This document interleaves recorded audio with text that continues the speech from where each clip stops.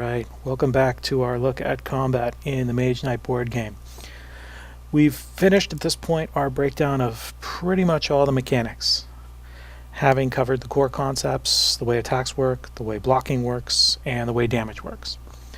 And along the way, we've discussed spells and units. We've even worked in a few strategic considerations here and there lately. But there's one major topic of note into which we haven't gone into any depth, and that's the grouping of enemies. It's an important topic, and we'll cover that now. By the time we're done, we may have pretty much exhausted all that I have to offer you about combat, outside of maybe a little bit of demonstration. Of course, if any element of combat is still unclear to you by the end of this video, please comment, and I can take a look at putting together another video to address your questions.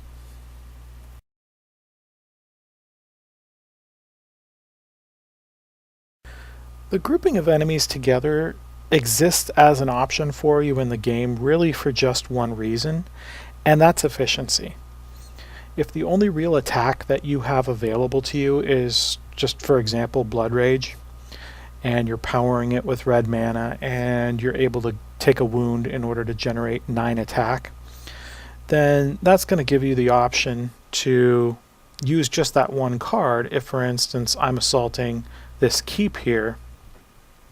And in assaulting that keep, of course, I have to move into the keep, which would provoke, if there was a marauding enemy next to it, it would pull these orcs here into the fight. So I'm facing 2 enemies.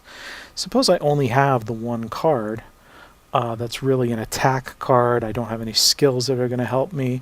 I might have a smattering of cards here or there that I can play sideways, but perhaps I've used them for other reasons.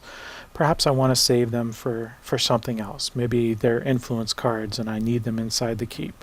For whatever reason, having the grouping option is going to allow me to take those 9 points of attack from Blood Rage and kill these 2 units both at the same time, rather than spending those 9 points of attack to kill the tougher one, leaving me to try to find a way to scrounge up enough to take this guy out or suffer his attack and let him bounce back to where he came from. Importantly, this grouping option exists for you in both the attack and the ranged attack phases of combat. In other words, whenever you're actively killing stuff by dealing damage. But the option is not available during the block or assigned damage phases. That is, when the enemy is attacking you, you must always deal with each attack coming in at you separately. This then can make blocking inefficient and damage a thorny puzzle at times when you're taking it. Now, we could spend a bunch of time speculating at this point about why this is allowed for you when you're attacking and not when you're defending, but I think I'll just leave it at saying that there's, in my opinion, some good underlying reasons for this mechanic being the way that it is, having to do with balance between the early and late games, in my opinion. I'll just leave it at that. It's not really important. All we have to keep in mind in playing Mage Knight is you can do it when you're attacking, when you're dealing damage. You can't do it when you're blocking or suffering damage. End of story.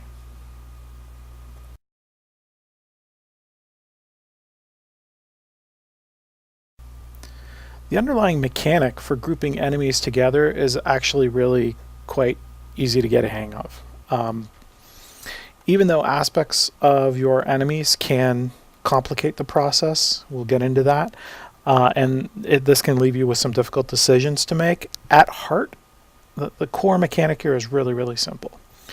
When you have more than one enemy facing you, whether it's because maybe a rampager or 2 has pounced on you, as you were just quietly minding your own business, slaughtering the residents of a keep, or because maybe you've assaulted a city that has 3, 4, 5 defenders on its walls, and these ingrates refuse to surrender to your benign rule. You have the option in these situations of clumping any combination of the foes that are fighting you together, any combination that you like. When you do so, their armor ratings can be thought of as sort of merging together into a single lump sum. Just as when you attack a single foe, this new aggregate rating is now your all or nothing target. If you can supply enough attack to match the total, you kill the entire cluster of enemies. And if you can't, then you should probably rethink grouping those foes together, because the group will survive you in its entirety if you can't match that number. Alright, so let's take a look at a quick example here. Suppose I, for whatever reason, decide I want to tackle this group of 3 enemies and I initiate this combat.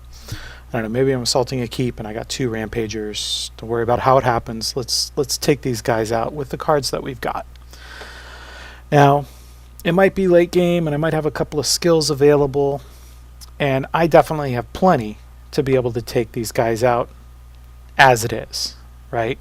I mean, I've got Rage here, I've got a crystal, so that's 4. I could take this guy out right away. I've got a red die in the source, that's another 4.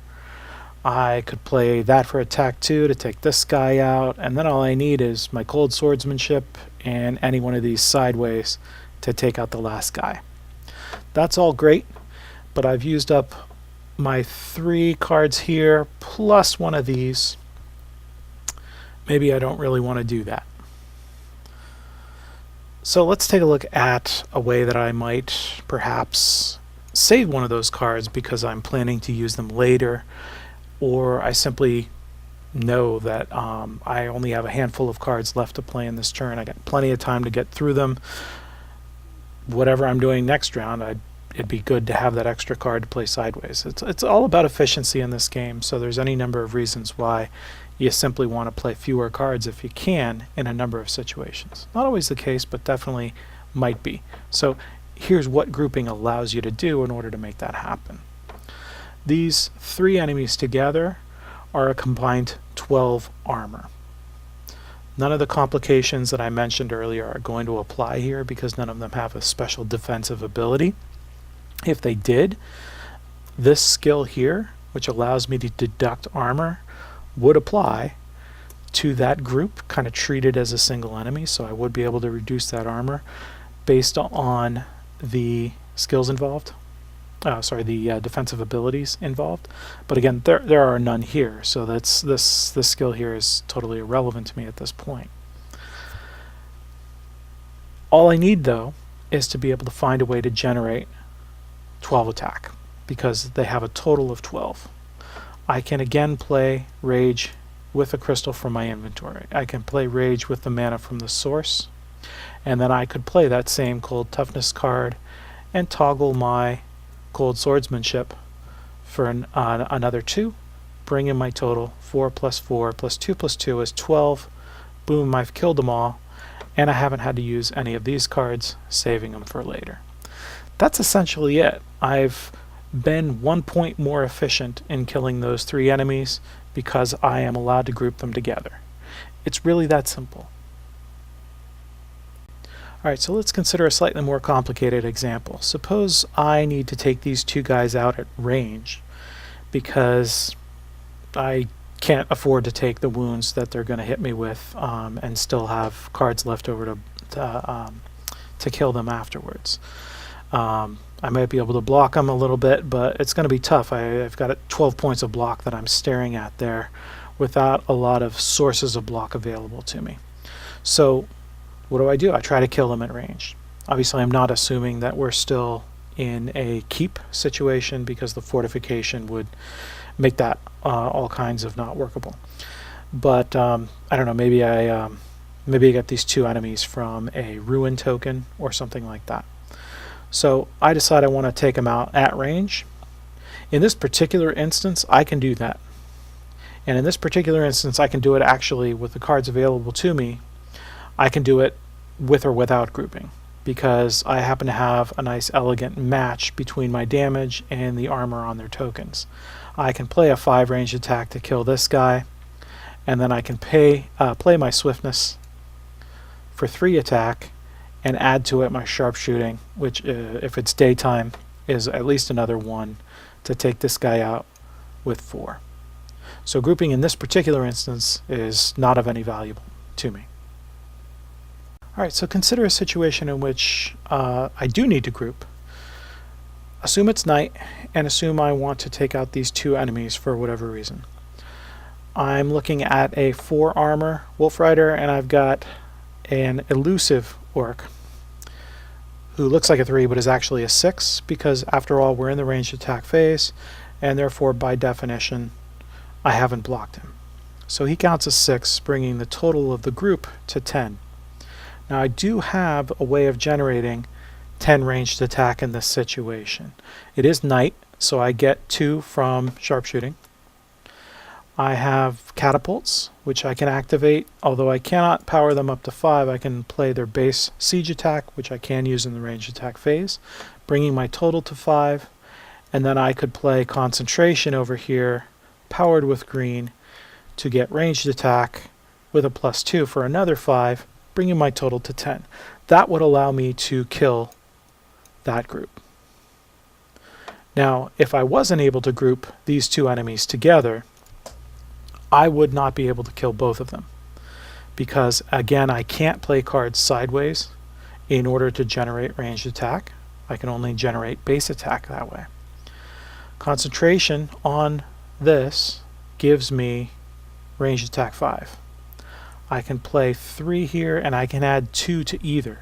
So my totals are 3, 5, and then I can turn the 3 into a 5, or I can turn the 5 into a 7 by adding my sharpshooting to it. Unfortunately, because none of those match the 4 or the 6 total, the totals are going to result, if I use one of my attack options to take out one of these enemies, I have to waste a point in taking out that one enemy, not leaving me sufficient number of attack points to kill the other unless they've been grouped together, allowing me to make these attacks work more efficiently. That right there is the power of grouping.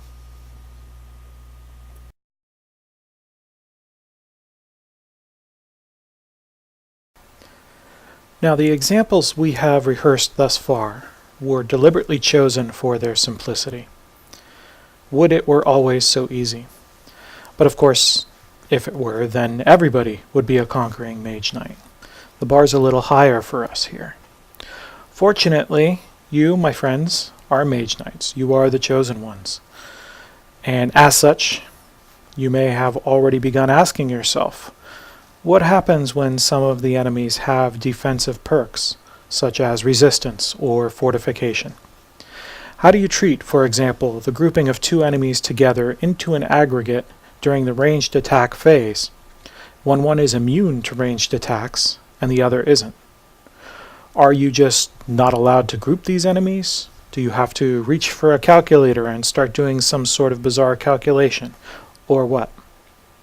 Similarly, what happens when you group a pair that have different resistances and you throw down an attack of that type that only one of your enemies in the group resists? Do you have your attack? Do you have part of your attack? What is the result? Can you even group these guys if they have different resistances? Basically, what gives?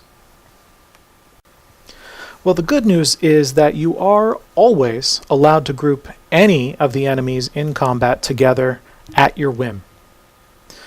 The bad news is that when you do group enemies together, they basically are going to take a survey of any and all defensive perks they have amongst themselves and all take part in them.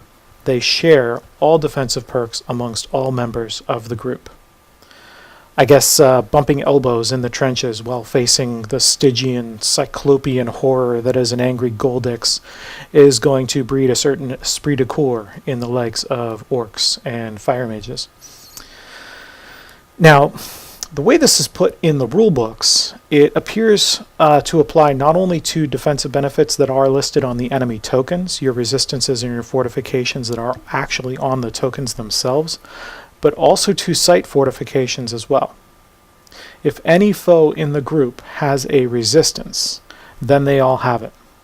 If any is fortified for any reason, then all in the group are fortified. Another way to put this is if any member of the group has fire resistance, then the group has fire resistance. After all, you're reckoning with the number that is the aggregate total. You're treating it like a single enemy. The single enemy has that resistance. The single enemy has that fortification as long as any member of the group has it. Let's take a look at a couple of examples. Suppose we're assaulting this keep here, including the Utum swordsman, and let's suppose there was a rampaging enemy beside it. When I go in there, that enemy joins the fight. If I decide I want to try grouping those enemies together, I must reckon with the fact that the Utum swordsmen have fortification and similarly have double fortification thanks to the site fortification on their token. Therefore, it looks as though both enemies would receive the benefit of that fortification, very likely of the double fortification. Although we'll come back to that. It's a little bit awkward how that's worded in the rulebook. Let's suppose I was instead attacking these fire mages in the mage tower here and similarly provoking an attack from these orcs by making that assault. Once these orcs have joined the fight, should I choose to try to group those enemies together, the fire mages of course began the fight, whether I group them or not, with fire resistance and with fortification. Both of those will be shared with the orcs and essentially received by the group should I assault. So should I try to group those two enemies together, I would be reckoning with an enemy of 8 armor with fire resistance and fortification when I begin the combat. If I do not group them, then I have one enemy with a 3 armor that does not have fortification, nor does it have fire resistance, but I do have another enemy that has both, and that would be, of course, the fire mages.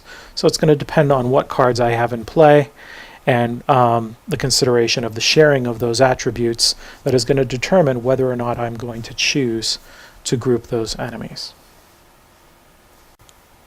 So suppose we're carrying out this attack. I've got the following cards in my hand. Let's suppose I played this card with a blue mana in order to get into the tower in the first place. And now I'm reckoning with this cluster of enemies here.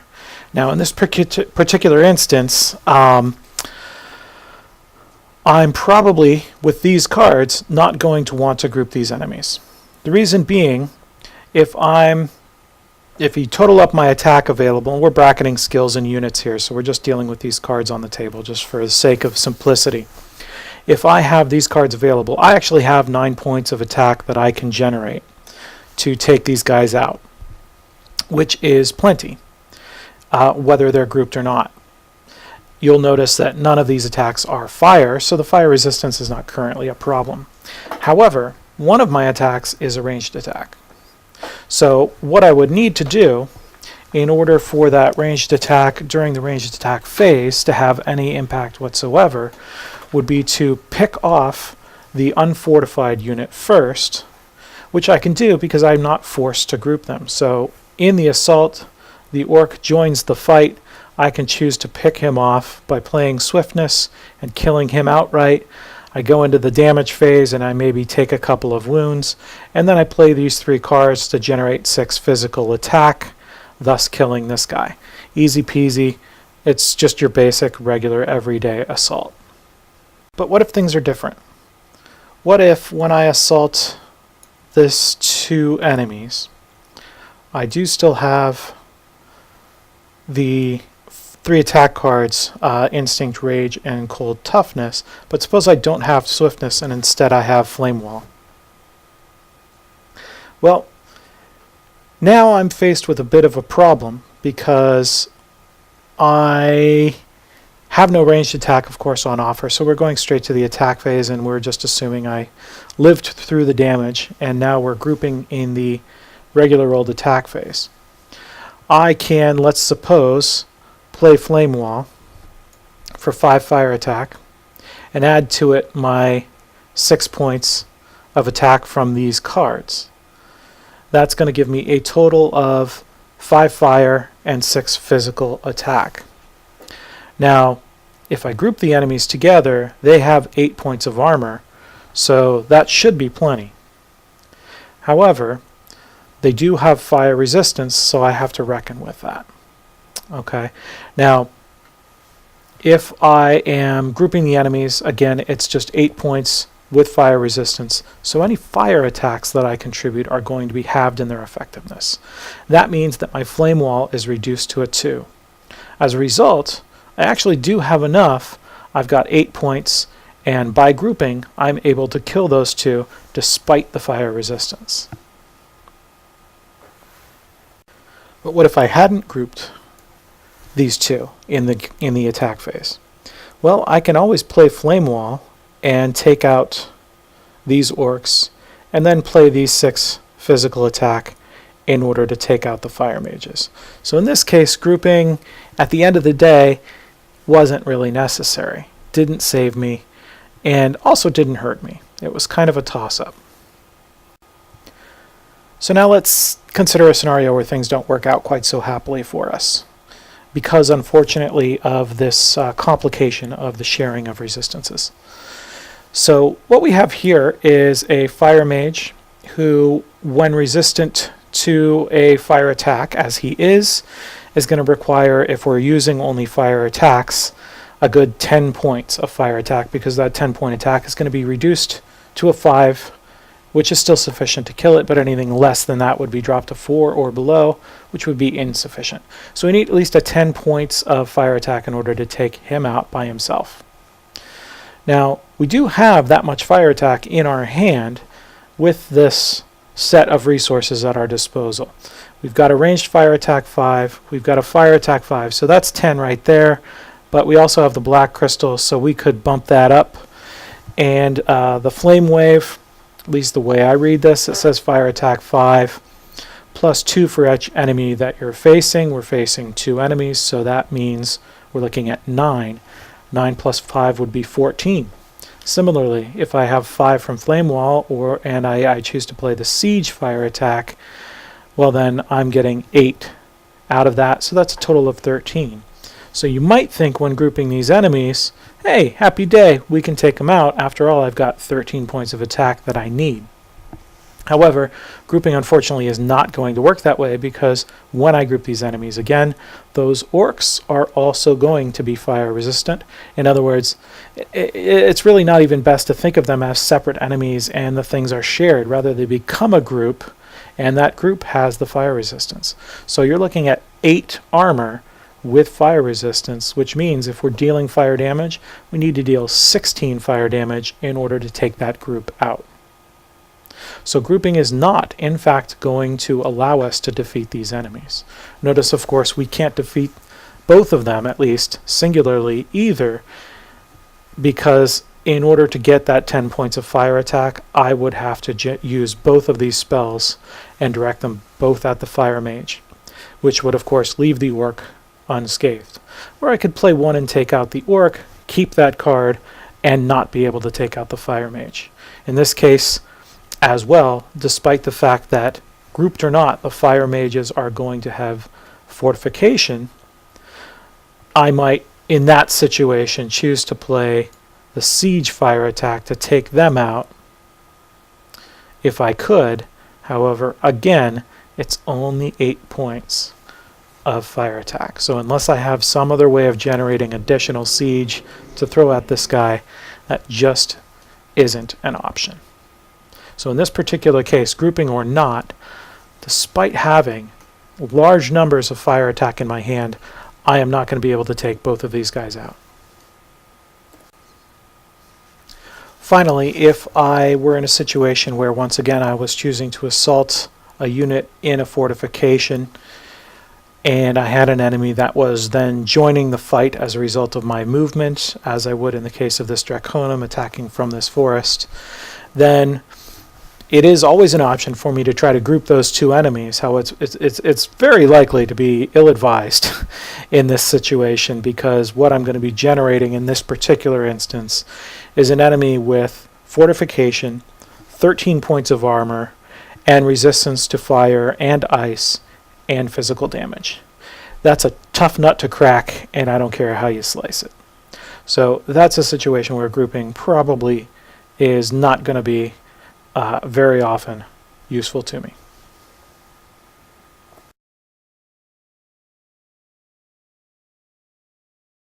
I love this game.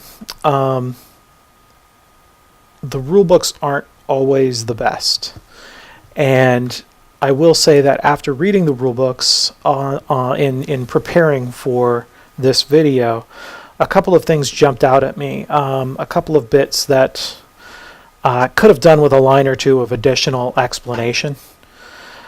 I'll conclude this short video with a brief discussion that I had. I really wish had been put forth better in the rules, though I don't think that any of my clarifications are especially odd or controversial. I don't think I'm like bringing anything super special to the table here. I could still see the questions popping into somebody's head as they're playing. So I'll give you my take here for what it's worth. First, the wording used to give the rules on grouping enemies. And the explanation on page 16 of the walkthrough book, I think, is better than what is found in the actual rule book, by the way. They are different. The wording is actually a bit different from the way that I've presented things here. So let me clarify this. What I've been saying very often is that resistances and fortifications are shared between enemies. And I maintain that this is a nice simple way to think of things. What the rules actually state is that the attacks against a group are halved if any foe in the group is resistant to the type of attack in question. Now, so far as resistance goes, that's a distinction really without a difference. You're going to handle it the same way either way. However, the way fortification is presented is as follows. If you group a fortified and an unfortified enemy together as the target of an attack, you will be limited to using only siege attacks against that group. There are two issues that I can see with this presentation of the rule, and at least the first would appear to be just a simple oversight.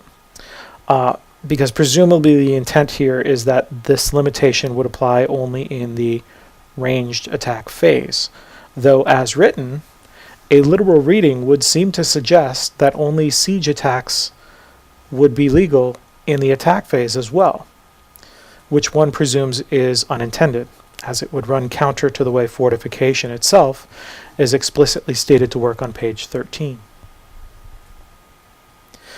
The second problem is that while the intent seems to be that everybody in a group benefits from the defenses of his buddies, it doesn't actually say this. And as such, it doesn't state what happens when one enemy in a group is double fortified and the rest are not. I would maintain that the intent of the rules for grouping is in fact for grouped enemies to share all advantages, and that this would extend to double fortification, and that therefore if you were to assault a city and one of the units had native fortification, then were that enemy to be grouped with other enemies that did not have native fortification, you would still not be allowed to use siege against that group in the ranged attack phase.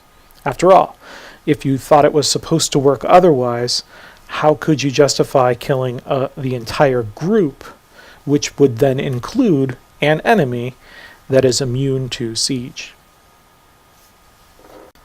The second gap that I've seen in the presentation of the rules is that it doesn't state one way or the other if the +1 armor benefit of the White City would be shared, should this ever become a question.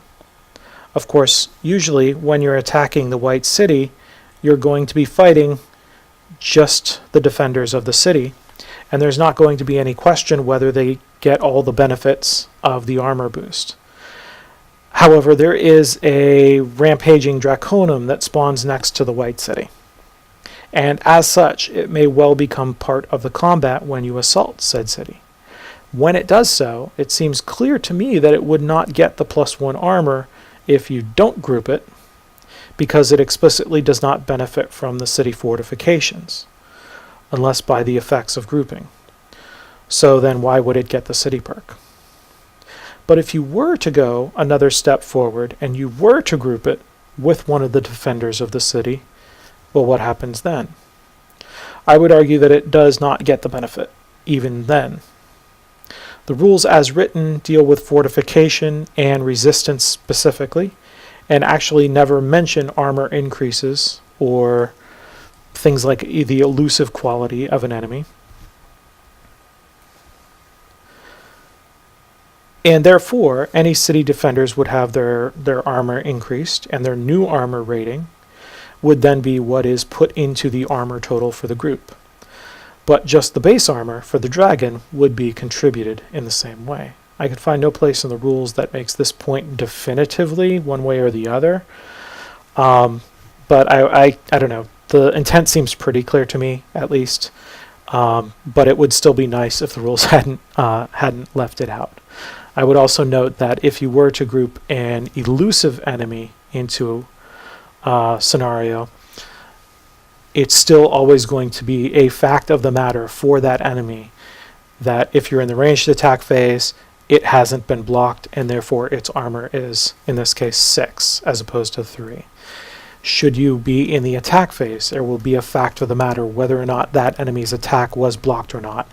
And that is going to determine whether the armor it's contributing to the group in question is either a 3 or a 6. So that seems pretty straightforward. Again, it's not addressed explicitly in the rules, I don't believe, but I don't find that it's especially confusing, and I think it's pretty obvious how that at least is supposed to work.